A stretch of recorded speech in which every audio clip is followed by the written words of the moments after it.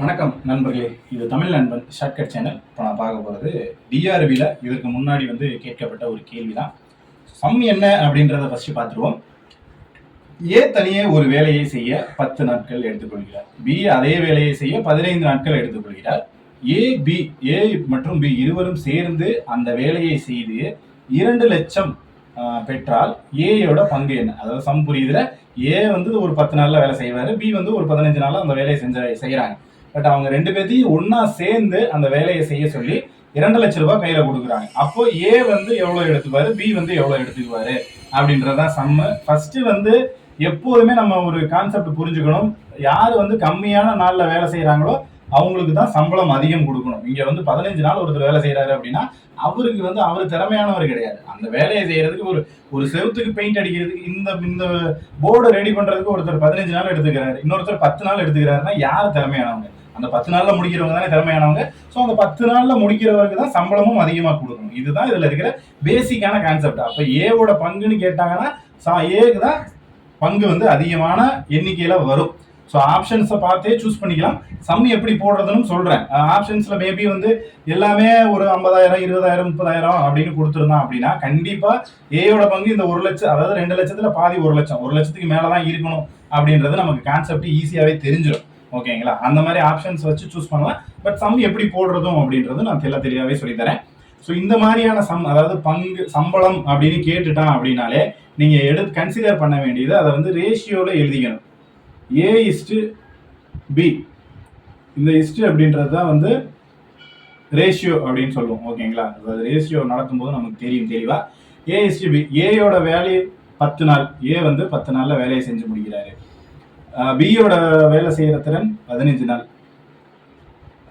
ஓகேவா? இந்த 10:15 அப்படின்றத ரேஷியோவா கன்சிடர் பண்ணோம் அப்படின்னா 2:3 அப்படின்னு எழுதலாம். இது ஏன் 2:3னா ரேஷியோவோட, அதாவது வேல்யூ அதிகமாச்சுனாலும் இது 100:150 வந்தாலும் அது 2:3 தான். ஓகேங்களா? அந்த மாதிரி வேல்யூ ஹை ஆனாலும் சரி, லோவா இருந்தாலும் சரி, ரேஷியோவோட மதிப்பு அப்படின்றது மாறாது. இதனுடைய ஸ்மாலஸ்ட் வேல்யூ அப்படின்றது 2:3. இந்த ரேஷியோ ரெண்டையும் ஆட் பண்ணணும் அப்படின்னா 5 அப்படின்றது கிடைக்கும். அதாவது ரேஷியோ ரெண்டையும் ஆட் பண்ணிக்கிறேன். இது எதுக்காக அப்படின்னா நம்ம சம்மு போடுறதுக்காக. ஓகேங்களா? இந்த 2:3யோட அப்படியே வைங்க. இது ரெண்டு ரேஷியோவை ஆட் பண்ணி 5 ரேஷியோ அப்படிங்கிறது மொத்தமா, அதாவது இவங்க வேலை செய்யற மொத்த வேலையோட அளவு 5 ரேஷியோ. அவ்வளவுதான். இப்ப 2 லட்சம் அப்படின்றது சம்பளமா வாங்குறாங்க. ஸோ ஒரு வேலையை செஞ்சு அவங்க 2 லட்சம் ரூபாய் மதிப்பா வாங்குறாங்க. வேலையோட அளவு 5 ரேஷியோ, அதாவது 2 பேரும் சேர்ந்து செய்யற வேலையோட அளவு 5 ரேஷியோ. இருவரும் சேர்ந்து அப்படிங்கிறதுக்கு நம்ம கண்டுபிடிச்சிட்டோம் 5 ரேஷியோ. A + B 5 ரேஷியோல வேலையை முடிக்கிறாங்க. ஓகேங்களா? இதுதான் கான்செப்ட். அப்போ இந்த செஞ்ச இது வேலை அமௌண்ட் இருக்கு பாருங்க, இதையும் 5 ரேஷியோவா கன்சிடர் பண்ணணும். ஸோ இதை 5 ரேஷியோவா கன்சிடர் பண்ணணும் அப்படின்னா மொத்த வேல்யூ 5 ரேஷியோ. இதுல ஒரு ரேஷியோட வேல்யூ கண்டுபிடிக்கிறோம். டிவைடட் பை 5 போட்டீங்க அப்படின்னா 40,000 அப்படின்றது கிடைக்கும். இது எப்படி கண்டுபிடிச்சேன் அப்படிங்கிறது கொஞ்சம் குழப்பற மாதிரி இருக்கும். அதாவது மொத்த வேல்யூ 5 ரேஷியோ. இப்போ இந்த 2 லட்சங்கிறது 5 ரேஷியோ தான். அப்போ ஒரு ரேஷியோட வேல்யூ கண்டுபிடிக்கணும் அப்படின்னா டிவைடட் பை 5 போட்டீங்கன்னா 40,000. அப்போ 2 ரேஷியோங்கிறது 80,000, 3ங்கிறது 120, 4 ரேஷியோங்கிறது 160, 5 ரேஷியோங்கிறது 2 லட்சம் வந்துருச்சுங்களா? இதுதான் ஒரு ரேஷியோட வேல்யூ. அப்போ A/B 2:3 அப்படின்றது கண்டுபிடிச்சோமா?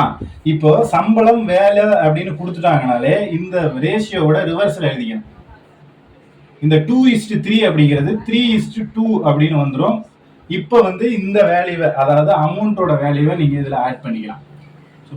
ஒரு ரேஷியோவோட வேல்யூ 40,000 அப்படின்னா 3 ரேஷியோவோட வேல்யூ 1,20,000. ஓகேங்களா? 2 ரேஷியோவோட வேல்யூ 80,000. ஸோ இப்போ உங்களுக்கு புரிஞ்சிருக்குன்னு நினைக்கிறேன். அதாவது வேல்யூவை ரிவர்ஸ் பண்றோம். 1,20,000 வரும்.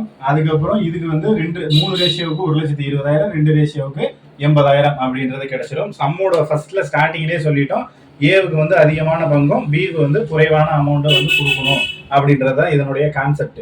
ஸோ எந்த இடத்துல உங்களுக்கு கன்ஃபியூஸ் ஆகும்னா இந்த இடம் தான். அதாவது ரேஷியோவை கூட்டுறோம், கூட்டிட்டு ஒரு ரேஷியோவோட இந்த அமௌண்ட் 5 ரேஷியோ அப்படின்றது தெரிஞ்சுக்கங்க. இந்த அமௌண்ட் 2 லட்சம்ங்கிறது 5 ரேஷியோ. அப்படின்னா ஒரு ரேஷியோட வேல்யூ 40,000 அப்படின்றத கண்டுபிடிச்சிட்டோம். ஸோ இந்த 40,000 எடுத்துட்டு போயிட்டு இங்க சப்ஸ்டியூட் பண்றோம், அதுதான் கான்செப்ட். பட் எப்படி சப்ஸ்டியூட் பண்றோம் அப்படின்னா ரிவர்ஸ்ல எழுதி, ஏன்னா இவருக்கு 3 பங்கு கொடுத்தோம்னா திறமை ரொம்ப கம்மி, பி 15 நாள்ல செய்யறாரு, திறமை கம்மியான ஆளுக்கு இவ்வளவு சம்பளத்தை, அதாவது 3 ரேஷியோ அமௌண்ட்டை கொடுக்க முடியாது. ஸோ அதனால அந்த வேலையோட அளவை, இந்த ரேஷியோவை ரிவர்ஸ்ல எழுதிட்டு அதுக்கப்புறம் அவங்களோட சம்பளத்தை பிரிச்சு கொடுக்குறோம். ஓகேங்களா? இதுல ஏதாவது டவுட் இருந்துச்சுன்னா கமெண்ட் செக்ஷன்ல கேளுங்க. இன்னும் தெளிவா நடத்தணுமா இல்ல உங்களுக்கு புரியுதா அப்படின்றது வந்து, ஏன்னா நம்ம ஆன்லைன்ல வீடியோவை எடுக்கும்போது ஸ்டூடெண்ட்ஸ் நேர்ல இருந்தாங்க அப்படின்னா நம்ம டவுட் ஏதாவது இருக்கா, கிளாரிஃபிகேஷன் அப்படின்றத கேட்டுட்டு ஈஸியா வந்து இது பண்ணிடலாம். பட் ஆன்லைன்ல எடுக்கும்போது உங்களுக்கு ஏதாவது டவுட் இருக்கு அப்படின்னா அந்த கமெண்ட்ல கேட்டா மட்டும்தான் நம்மளால புரிய வைக்க முடியும். ஸோ ஏதாவது டவுட் இருந்துச்சுன்னா கமெண்ட்ல சொல்லுங்க. நான் இதே சமயம் வந்து தெளிவா எடுக்கணுமா இல்ல வேற என்ன மாதிரி பண்ணலாம் அப்படின்ற தகவலை எனக்கு கொடுங்க. நெக்ஸ்ட் எடுத்த வீடியோவில் பார்க்கலாம். தேங்க்யூ.